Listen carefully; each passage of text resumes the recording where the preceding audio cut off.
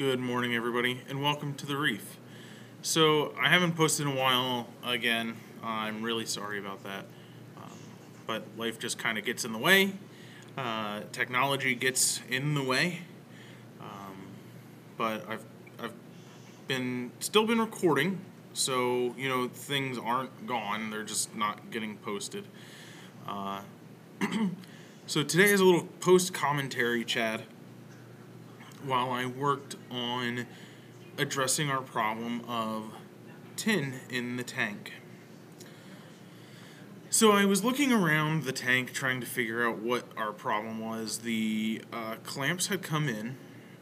I got 1.5 inch and 2-inch plastic clamps.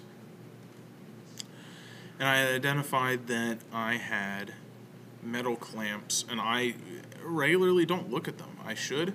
That's a fault of my own. I should be looking, and everyone should be looking at every inch of their tank at least once a month, right? So I had not noticed how degraded these had become. They never come in contact with water.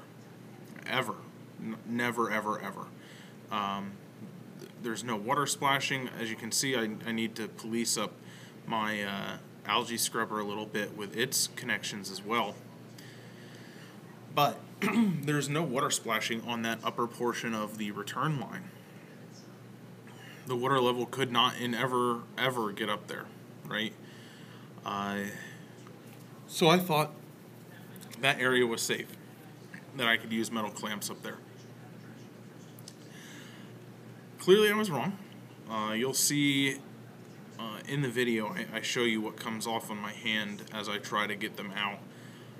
It's less than ideal, is all I can say. Unfortunately, they had kind of started to seize up, so I was having a lot of trouble getting a screwdriver to kind of undo them. And the space is a little limited in that exact section. I was trying to do too many things at once.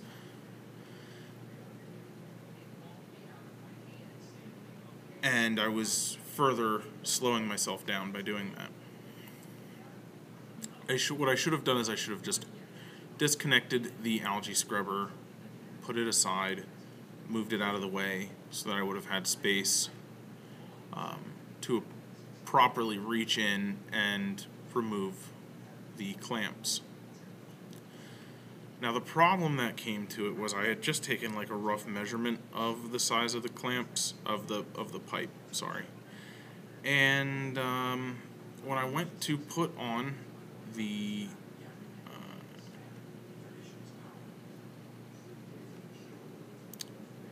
plastic replacements that I got from Bulk Reef Supply, they were too big.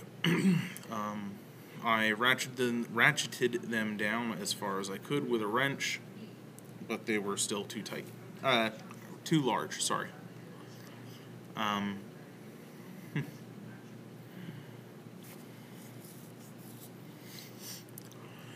So I keep fiddling around with it. Eventually what I did use for fixing it and removing it was a ratchet set. I believe it ended up being like a 5/16 nut that would fit onto there, and I just ratcheted it off and the rest of the way. Because I wasn't going to disconnect the tubing and slide them off, I ended up just completely removing the little braid from the ratcheting area. All the while, I'm just dripping crusty stuff into the return section. Bad idea. Bad, dumb. So what I should have done was I should have placed a towel or a piece of plastic or something to just catch what was falling from me working on this little section. But I didn't, so it just kind of fell in. So now what I've got to do is it either just got blown into the tank, which I'm just gonna have to deal with, I guess, and keep doing changes or whatever, or it just kind of settled out and I just need to vacuum out the return section. Either of which is a relatively easy fix. I mean, actually, no, neither is an easy fix, but that's neither here nor there. Also, I noticed that there was a lot of it that had kind of like settled onto the top nut of the flapper.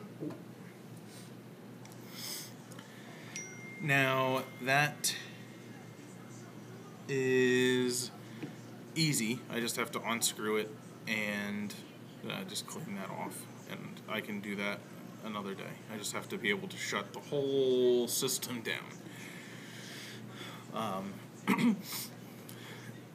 Now, I do have ball valves on the return lines as they go up higher and go to the actual the inlets for the tank. And that's important, especially for this case. So this flapper valve is what keeps water, an excess amount of water, from backflowing into the tank. Well, I'm going to be detaching that, so that is not going to be the case. So the tank will then drain to the bottom of the return line in where it sits in the tank. So that could theoretically be a larger amount than the sump can handle. So what I'll just do is I'll just go and I'll turn those ball valves, disconnect this, shut the return pump off, obviously. Disconnect that, and then we should still be pretty okay with the amount of water that drains in. It only comes up to about maybe the very bottom of the flapper valve, the backflow valve, or maybe about midway up the chamber. So it's not terribly bad. I wouldn't expect much more water to drain out than that. So that's where we're at. I've just really got to get the return section cleaned and use a bunch of media. I've done one water change now of 25 gallons, which, if you do the rough math, that's a little over 15%. So by the time I do about 6 of them, we will have essentially all new water in the tank, essentially. Hopefully that will be enough to offset everything, and we'll be golden. I'll send another shot out to Triton and see what our values are at then, and we'll go from there. So I'll leave you with some pictures of what the clamps looked like and what I was working with. So I finally got them apart. You can see that there. It was actually leaking a little bit out of the top with the clamps off, so they definitely needed clamps. And that's about it. So I hope you enjoyed. Let me know if you've got any questions. I'll update you tomorrow, and have a great day.